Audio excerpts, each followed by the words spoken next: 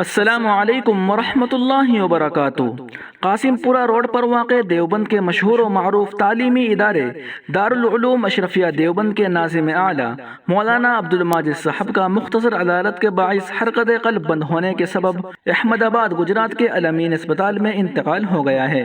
ان کے انتقال کی خبر سے دینی، علمی، ملی اور سماجی حلقوں میں غم کی لہر دوڑ گئی۔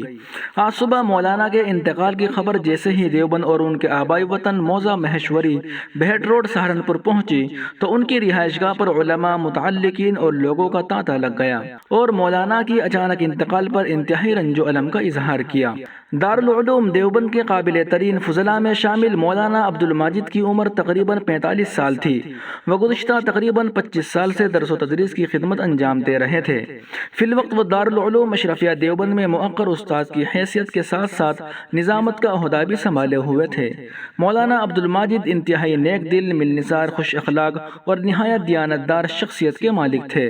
ان کا انتقال علمی حلقوں اور اہل خانہ و متعلقین کے لیے گہرے صدمے کا باعث ہے۔ پسماندگان میں بیوہ کے علاوہ 2 بیٹے اور 2 بیٹیاں ہیں جو دیوبند سے آبائی گاؤں روانہ ہو گئے۔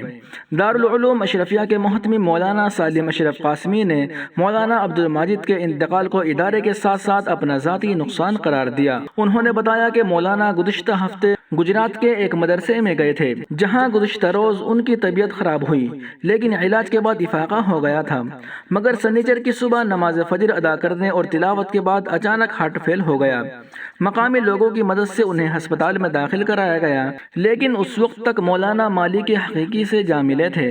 انہوں نے بتایا کہ مولانا مرحوم کے جنازے کو ایمبولینس کے ذریعے احمد آباد سے ان کے گاؤں مہیشور لایا جا رہا ہے جہاں کل صبح یعنی اتوار کے روز ان کی نماز جنازہ ادا کر کے تدفین عمل میں آئے گی۔